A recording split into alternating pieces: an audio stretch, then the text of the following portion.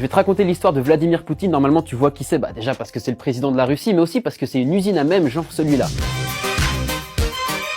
Il est né le 7 octobre 1952 à Saint-Pétersbourg dans une famille ouvrière d'origine ukrainienne dont il est le 3e enfant. Ses parents sont Vladimir Spiridonovitch Poutine et Maria Ivanovna Poutina. D'ailleurs, sa mère l'a fait baptiser en secret car c'était interdit en Union soviétique. La personne qui l'admirait le plus, c'était son grand-père, Spiridon Poutine, qui aurait été le cuisinier de Lénine puis de Staline. C'était un élève médiocre et bagarreur. Heureusement, il s'est ouvert à l'art et au sport. Il pratique le judo dès ses 11 ans, mais aussi le tennis, le ski alpin, la natation ou encore l'équitation.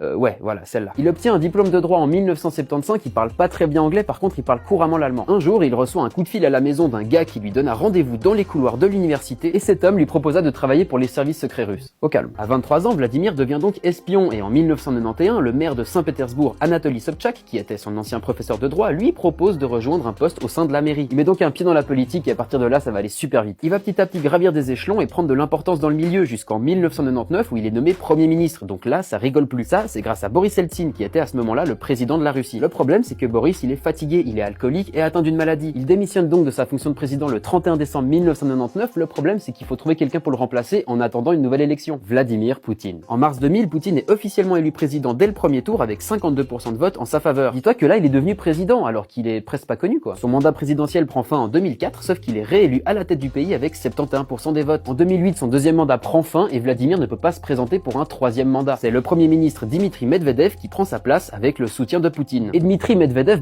il nomme un nouveau premier ministre, Vladimir Poutine. En 2012, lorsque le mandat de Dmitri est terminé, Vladimir est autorisé à se présenter à nouveau aux élections. Il est réélu avec 63% des votes au premier tour. Et devinez qui est nommé premier ministre? Dmitri Medvedev. Poutine entame donc son troisième mandat présidentiel, sauf que là, attention, il n'est pas parti pour 4 ans, mais pour 6 ans. Parce que oui, lorsque Dmitri était président, il a modifié la loi afin de prolonger la durée des mandats présidentiels de 4 à 6 ans. C'est malin. Et vous l'aurez compris, c'est reparti en 2018 avec un mandat allant jusqu'à 2024. Mais c'est pas fini, parce qu'il va encore modifier la constitution afin d'autoriser 2 mandats supplémentaires après 2024, ce qui voudrait potentiellement dire un Poutine à la tête de la Russie jusqu'en 2036.